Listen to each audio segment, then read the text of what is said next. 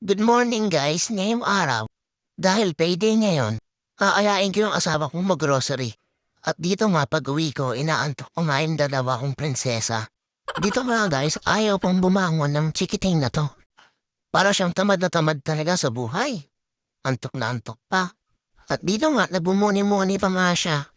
Yun na nga guys, at bumangon na yung chikiting natin. At tinatamad pa rin yung palahating katawan niya.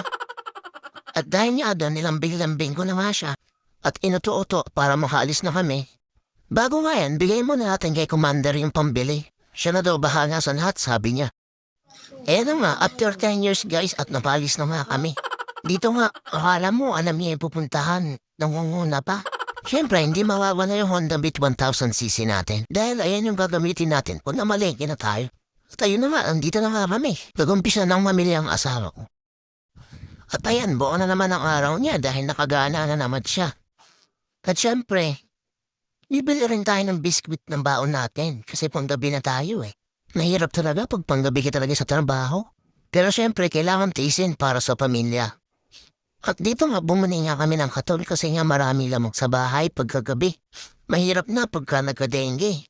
May pinapatanong nga yung asawa ko sa customer service. Siyempre, habang nag-aantay sila, ayan, pinapaikot-paikot niya, tornado na. At dito nga, mukha naman siya nag-i-enjoy sa ginagawa ng mama niya. At ngayon, nandito na nga kami sa cashier. Para ito lahat ng napamili namin. Pag nag-grocery kami guys, yung asawa ko na ang bahala mamili sa lahat. Kasi nababudget niya kasi yung pera namin. Kaya saludo ako sa mga asawang marunong mag-budget at magtipid.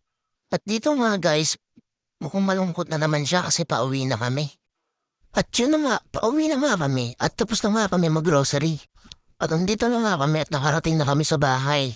At nilalabas ko na nga dito yung mga napamili namin. At ayan, may stock na naman kami. At dito nga, tuwan-tuwa na naman yung tikiting.